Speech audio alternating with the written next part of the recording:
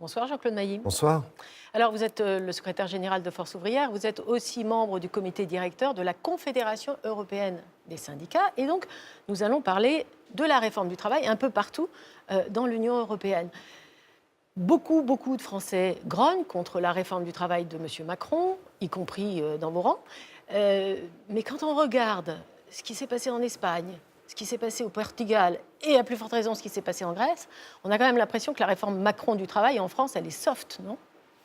Ça n'a rien à voir avec effectivement ce qui s'est passé dans ces trois pays, dont je rappelle que les réformes les plus dures, j'ai souvent cité l'année dernière le cas de l'Espagne, du Portugal ou de la Grèce, sont des réformes qui ont été mises en place pour des raisons économiques à partir de la crise de 2007-2008. En Espagne, ça a commencé en 2008. Il y a des traits caractéristiques dans toutes ces réformes, des traits qui ont d'ailleurs été très mis en avant par une étude de l'Institut syndical européen, qui est l'institut de recherche de la Confédération européenne des syndicats.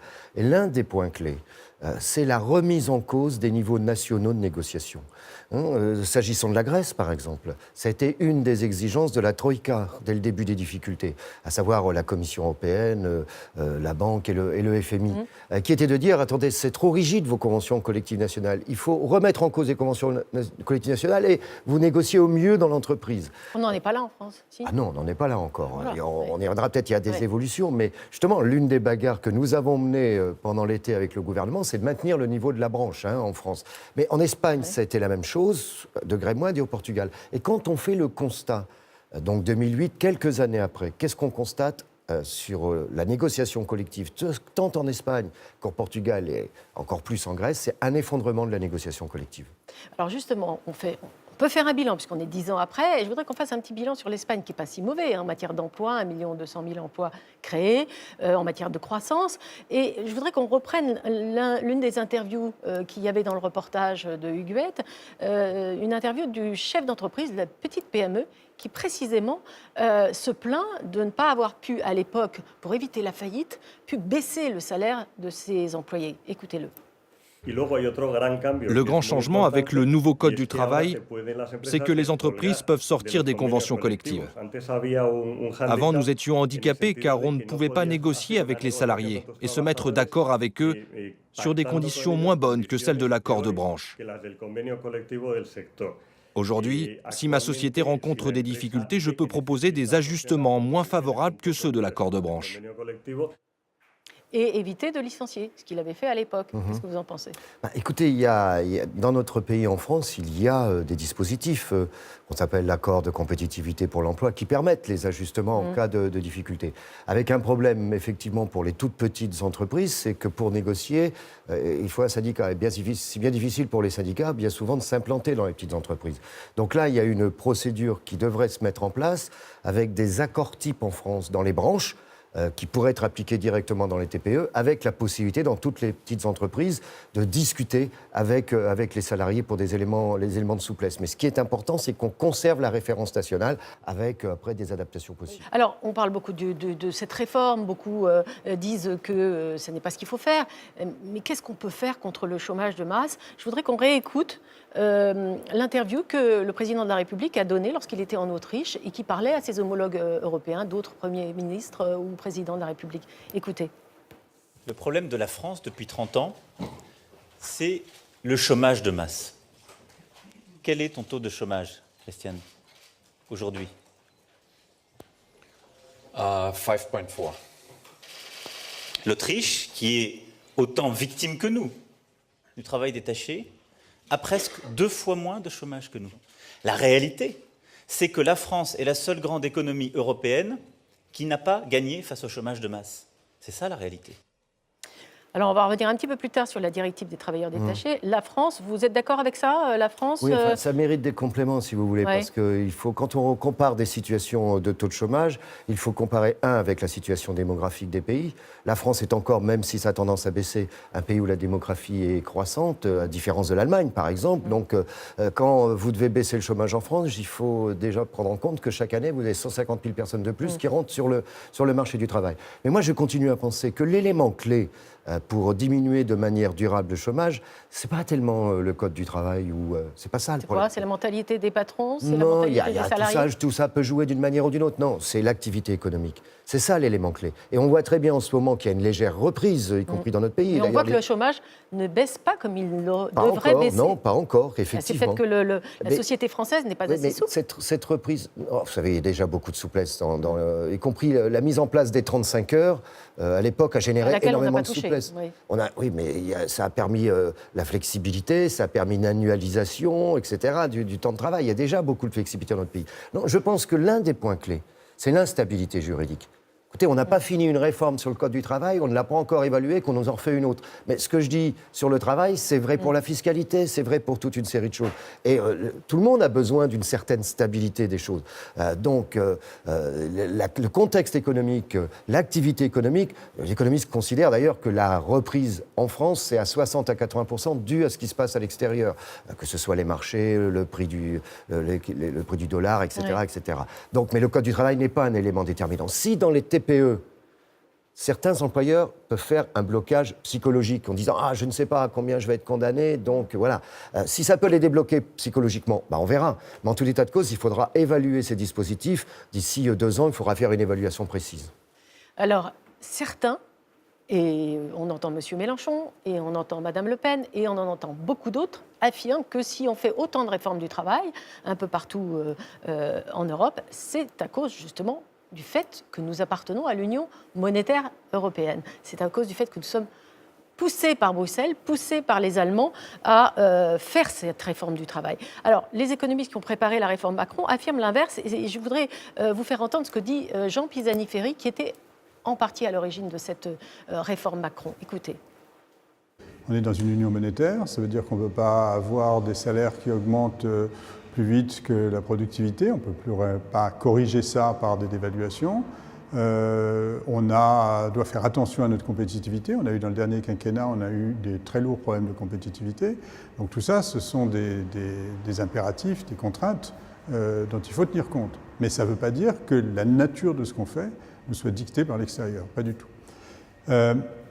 Vous avez d'ailleurs des évolutions qui sont un peu sont diverses. Vous avez d'un côté ces évolutions que je décrivais dans le sens de la décentralisation, dans le sens d'aller plus vers le niveau de l'entreprise et moins vers le niveau de la branche. En même temps, vous avez dans un certain nombre de pays, si vous prenez une période assez longue, vous voyez que le nombre de pays qui ont un salaire minimum a augmenté.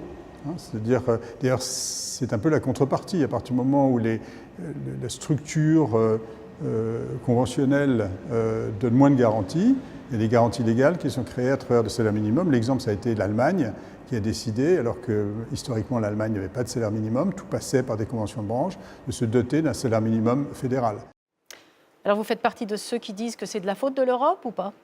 Non, c'est trop simpliste de dire c'est la faute de l'Europe. Je rappelle quand même que tous les traités successifs qui ont été mis en place, même si la Commission européenne, quelle qu'elle soit, a son rôle, ce sont quand même des traités avalisés par les gouvernements. Donc les États ont leurs responsabilités. Vous savez, c'est trop facile de dire « Ah, c'est pas de ma faute, c'est de la faute de l'Europe ». Oui, sauf qu'un gouvernement, quel qu'il soit, a accepté à un moment donné les traités. Ce que nous contestons, mais depuis longtemps, Fort Sourière a toujours été très européenne, mais ce que nous contestons depuis longtemps, c'est le mode de fonctionnement au niveau européen. On est dans des logiques économiques qui conduisent à des logiques restrictives. Quand vous avez une monnaie commune, et je ne dis pas qu'il faut remettre en cause l'euro, qu'on se comprenne bien, mais quand vous avez une monnaie commune, vous n'avez un outil que vous ne pouvez plus utiliser, par exemple, c'est la dévaluation. Oui. Bon, alors, par contre, vous faites une dévaluation, ce que les économistes appellent des dévaluations internes, c'est de la déflation salariale. Voilà. Sur les salaires et sur les salaires, sur l'emploi, sur la protection sociale. C'est ça qu'il faut remettre en cause. Voilà. Est-ce que vous êtes d'accord pour, par exemple, qu'il y ait, je dirais,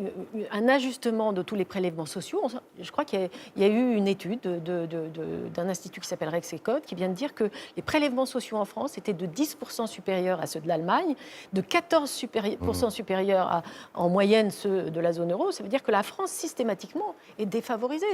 On n'a pas envie d'investir en France parce que ça coûte trop cher. Pardonnez-moi, ça ne veut rien dire. Pourquoi je dis ça ne veut rien dire? D'abord, il faut savoir que Rexecode est un institut de conjoncture proche du patronat. Mais oui, mais enfin, vous savez bon, que les prélèvements sociaux sont oui, supérieurs en oui, France à ceux qui sont dans les autres pays de l'Europe. Oui, mais qu'est-ce que ça veut dire? Un taux de prélèvement obligatoire, c'est quoi? Qu'est-ce qui correspond à un taux de prélèvement obligatoire? Si dans d'autres pays, vous avez certaines fonctions en matière de protection sociale qui sont assurées par le marché privé, alors certes, ça Comme rentre... par exemple, vous pensez à quoi?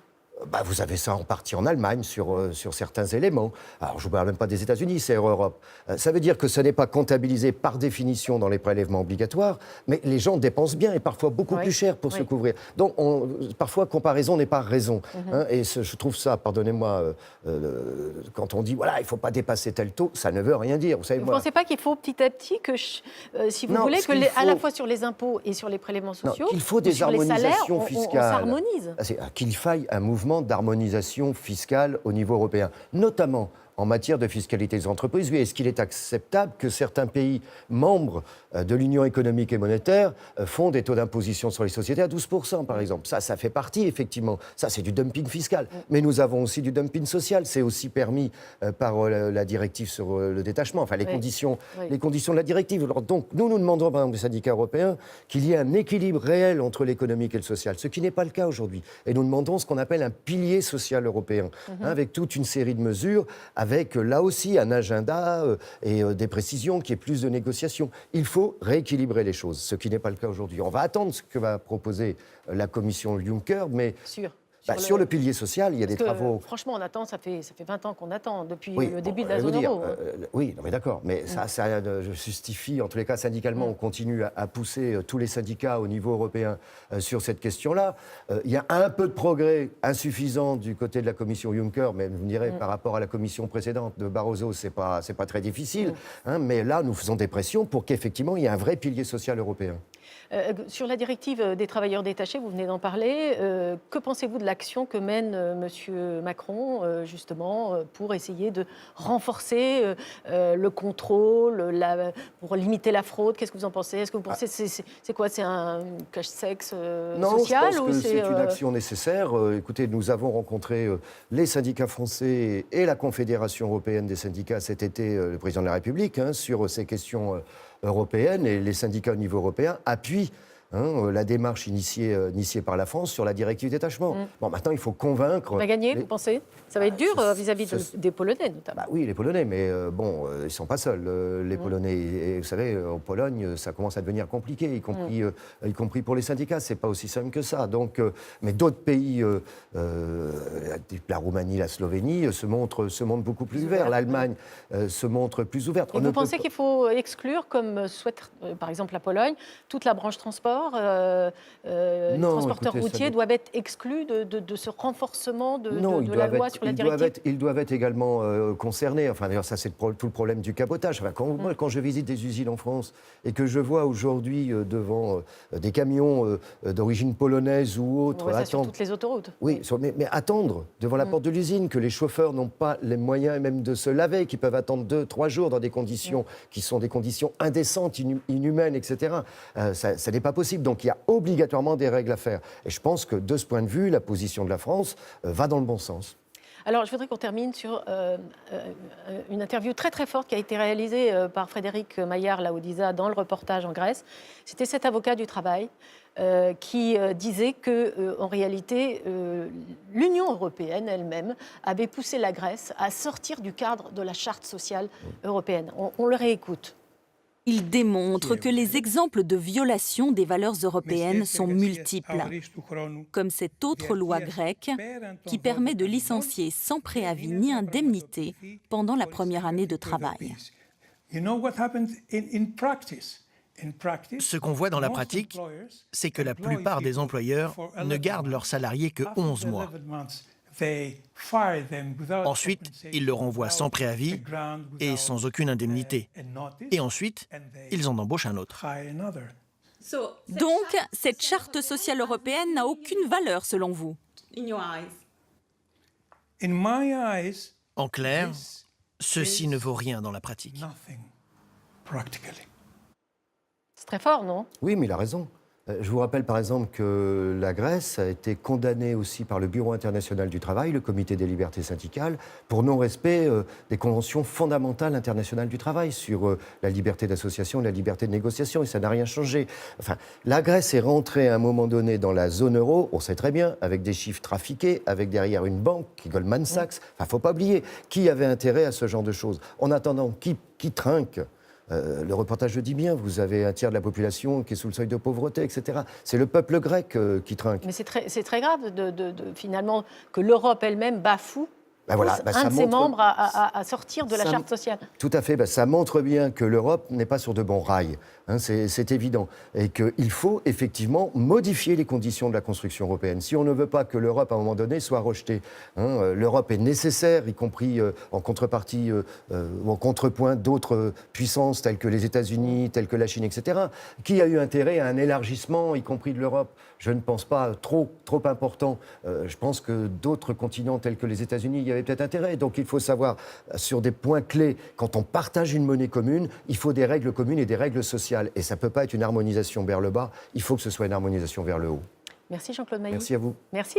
Et nous retrouvons dans 2 mois, à la veille de la sortie du Beaujolais nouveau, pour un numéro spécial d'Avenue de l'Europe autour de la bataille que se livrent les pays européens autour du vin.